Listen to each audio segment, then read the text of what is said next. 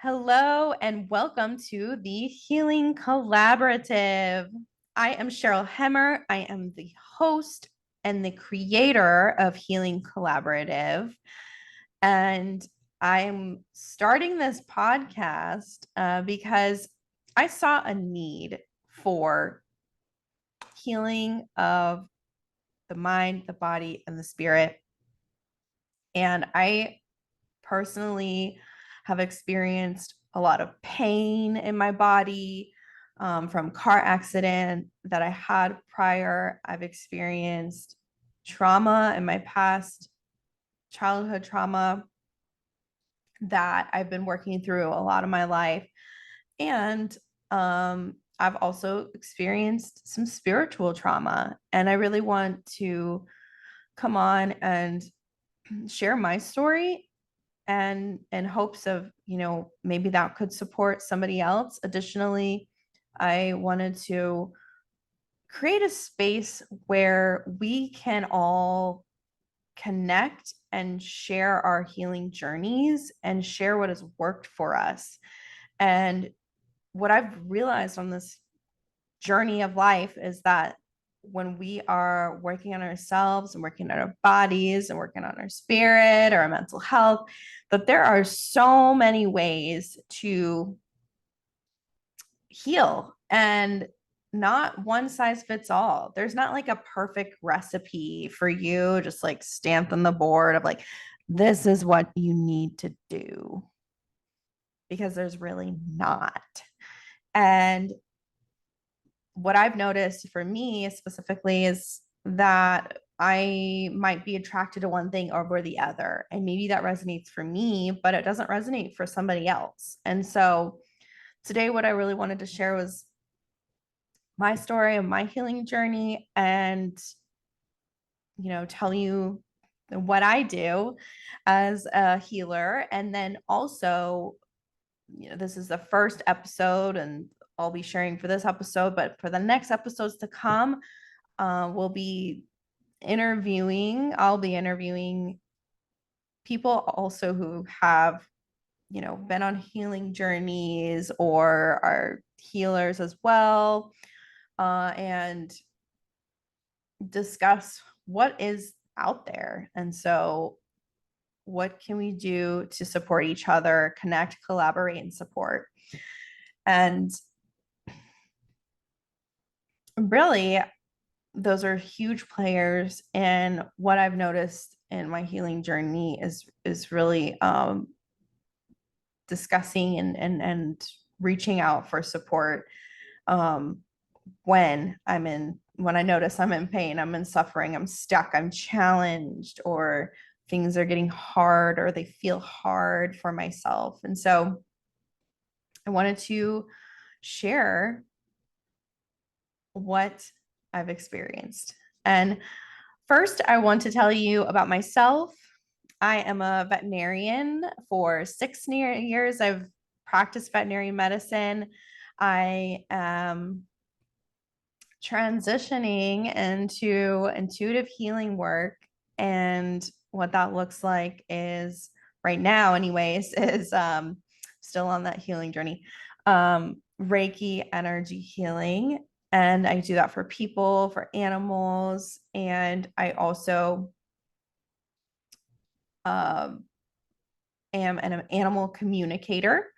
And what that looks like is I am essentially a translator for animals, and I am able to hear them visually, get pictures from them in my mind's eye, and have a knowing for them. And I've been able to help owners communicate with their animals or even communicate with wildlife, and understand them on a deeper level and build a connection and build a path forward of like what they might need and what they might want for healing that maybe someone didn't know because they couldn't hear them, or they didn't have the voice to talk and let the owner know what was really going on with them. And so right now, that is the biggest thing that brings me joy. And it's been super healing actually for the owner and the pet. to reach an understanding of, um, why is the animal acting out and why are they fearful? Why are they urinating on the carpet, and how can we find a path forward so they're not doing that anymore if there's no medical issue that's causing this? And so I have had results on animals that had those issues, and we resolved them through communication. And so that's been really cool for me, finding that path. And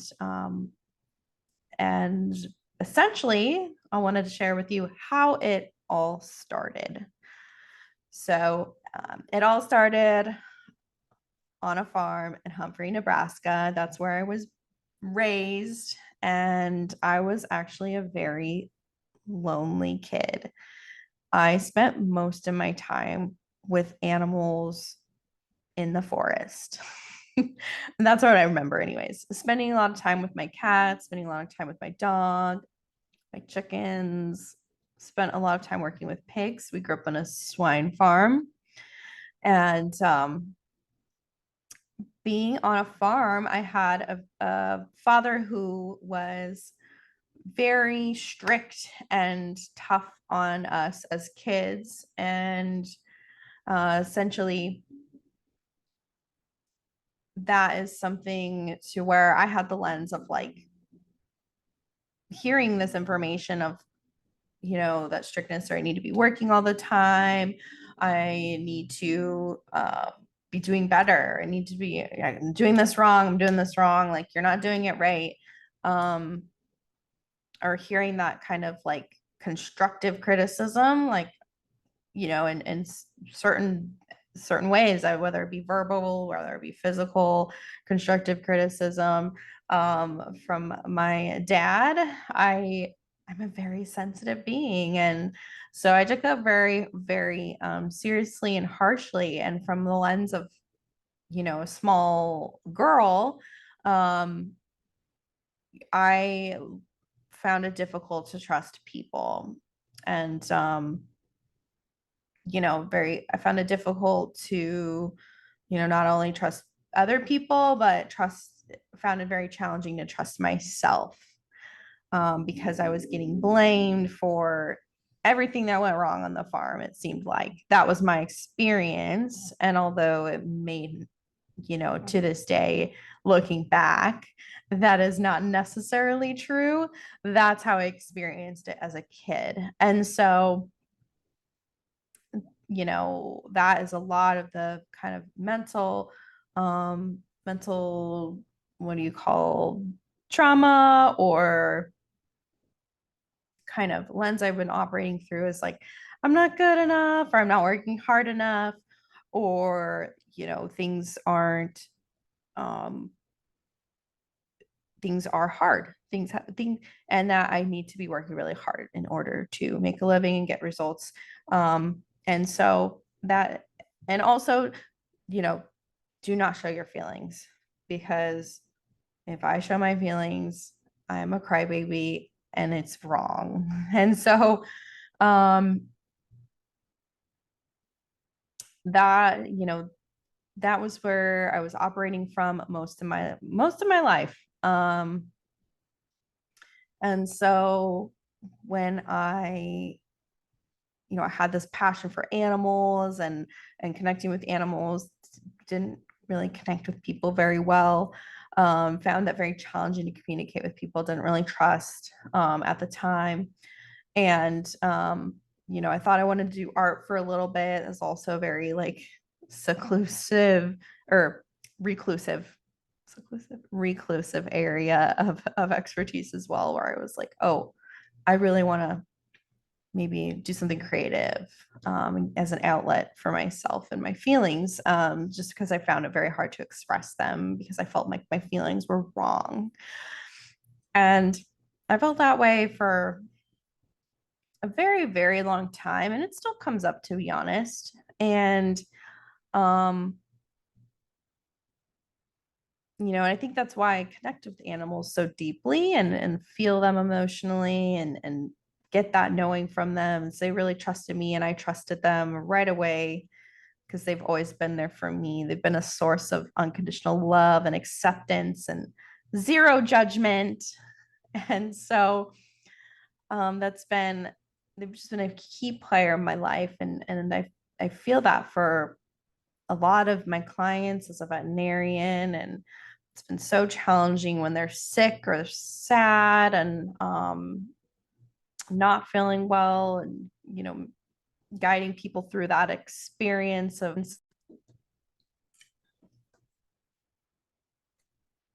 making them and making them feel better. Sorry. Working my new microphone. So that being said, I would say my my healing journey actually probably, if I could put a marker on it, I think I started, I'm a, recovering perfectionist. I started really getting hard on myself too when after I got into vet school, and just kept comparing myself to all the other vet students, thinking they were better than me or they knew everything and I didn't. So I was scared to even raise my hand and ask questions because I felt like an idiot, which is something I heard quite a lot as a kid about myself. And so I started going to therapy in veterinary school, which was certainly impactful for me. And I was in veterinary school. I was prescribed medication, Zoloft for transitional anxiety. So when I moved to Iowa, and at that time I was told like I just needed to work out more, I just needed to eat better, and then that would really help me. And I just said, give me the medication. I don't have time. I don't have the time. Yeah, that's how I felt at the time. But certainly that's when I started to like really dive into like what actually happened to me in my childhood and like what my family dynamic was like, things like that, because that's where we learn to have relationships, and we learn what we think about ourselves. When we're growing up, it really morphs who we are and molds who we are. So that's when I really started to get into that. And after I graduated veterinary school, I did an emotional intelligence leadership program, which also really supported me and finding out like where my belief system is, where I'm operating from as a person. And because whatever we are operating from, or like whatever computer software, if we were a computer, our thoughts about ourselves, about other people, about the world, that is what we create in our environment, or our lens of our life and our perspective. And so really getting self-aware and figuring out what it was that I was creating for myself, since I am responsible for everything that happens in my life, essentially. I mean, of course, there are things out of our control, but I'm responsible for how I react and how I view what happens outside of me. And so I learned so much about that, and for several years. And about a year and a half ago, or no, 2.5 years ago, I started learning Reiki because I felt, my friend gave me a Reiki session, and I was like, I don't know what this is, but I feel the power of it. And what is this Reiki thing? Don't know what it is, but I can feel the difference. I feel lighter afterwards. I feel more at peace. I have gotten clarity in my life. And so I want to learn that. And so I spend a lot of time just like following the higher energy or the more like peaceful environment. And so I learned that because I wanted to learn how to do that for myself and for others.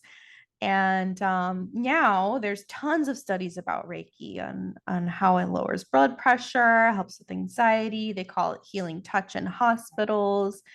And it's a huge player for hospice patients to make them feel better. It helps with pain, alleviates pain, which has been so cool to learn that and to be able to share that with others as well.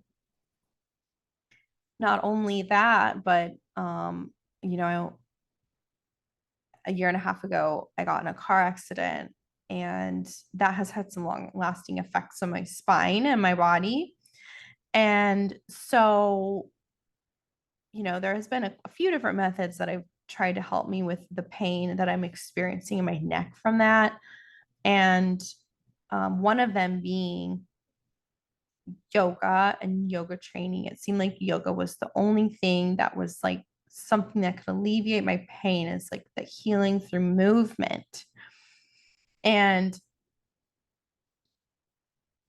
alongside some chiropractic therapy, but that only really lasts so long for me. And so I started doing some yoga training about a year and a half ago. Or not a year and a half ago. A year and a half ago was the accident. Yoga training I started this year, been about 6 months ago now, in January 2023. And really tapping deeper into my spiritual side as well, and also learning like, what does my body need? Because every day we are different. We're different being. Our cells are always changing, and not every day is the same. So the thing that my body needed yesterday may be different than what my body needs today. And so really trusting in my body and learning to trust my instincts and what I needed in order to support myself in my body, and that so I can also lead and live a happier life, more peaceful and accepting life, rather than living in pain where I am reactive and angry. I would go to say maybe frustrated. In my mind I was angry, and because I'm in pain, I don't know how people do it in chronic pain, to be quite honest, because I would be such an evil person if I was in pain every day, um, depending on the level of pain, of course. But um, so I just found that I wanted to support others in that, and learn how to first do it myself, because that's the first and foremost. Is like I get to heal, and start learning myself, and then not that I need to be fully healed to help others, but at least have some tools under my belt to be able to support that. And the biggest tool that I've learned through the journey is trusting myself, trusting my intuition, and what could support me in that. And so that being said, you know, I am beyond grateful for my experiences in my childhood that have led me to today, because I wouldn't be who I am without it.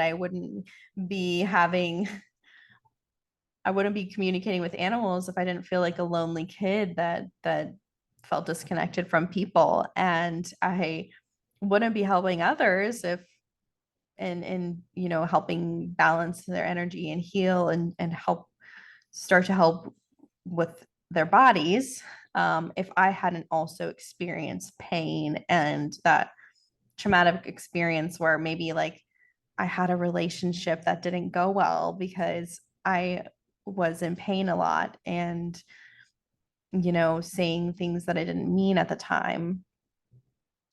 And so, it was the pain talking. No. But really not, it's just tough when our bodies are out of balance to live a life that we truly want to live. And so my goal is to provide peace and connection and acceptance to others and animals and speak for those who cannot speak. And I also want to connect you with others who are healers, healing, and, maybe have also want to support themselves through their trauma, their pain, or any out of balance that they're feeling at the time. And so I would love to put it out there, what has worked for you and your healing journey. And I would say the thing that I'm doing right now in therapy is called brain spotting. And so I wanted to share that as well, just because it's something that I hadn't personally done before. And it's kind of like my next step, where I have basically, it's kind of like EMDR, um, but it helps alleviate some of the triggers that I had as from my childhood, whether it be like feelings of rejection, fear, shame, hurt, anger, and then releasing those feelings of the past. And it's something that um, super, super valuable so far. I've only done 2 sessions, but I've already noticed like my triggers aren't as big as they used to be. My triggers of like feeling rejected or feeling a certain way when someone's like loud or angry around me. Um, where I no longer like shut down and shrivel up. And I can work through my anxiety of that. Where I'm like a fearful, I stop being like this fearful little girl where I can just like, okay, be neutral and breathe. And so that's been really, really cool. I'm not done with it, but it's been awesome. Another thing I've done is that may or may not resonate with you, but I've done some shamanic counseling. And uh, shaman, some people may know, shaman is, a healer as well, and more of like a guide that helps you get in touch with your spiritual side, so your spirit animals or your spirit allies. And like it's definitely getting in touch with the support of spirit, and kind of getting into your like subconscious spirit and seeing what's there and seeing what needs to be nurtured. And that has been super amazing for me, to feel that support, from supportive spirit and of myself, and really like get deeply connected with myself, where I hadn't been in the past. And so, and honestly, just another tool in my tool belt. And so all of these things are layers that I've learned, and layers to support myself whenever I might need them. And so not one, like I said, not one size fits all, but um, there's many, many, many different ways to heal and support ourselves. And so, and not one situation may benefit from the same tool. And so I found that having layers of tools, has been super, super amazing for me as I am up to so many different things. And honestly, I like I like having a lot of different things and a lot of variety in my life. And, it's not something I'm looking to necessarily change about myself, that I like to um, heal in a few different ways. And so that is, some of my methodologies of healing that I have tried.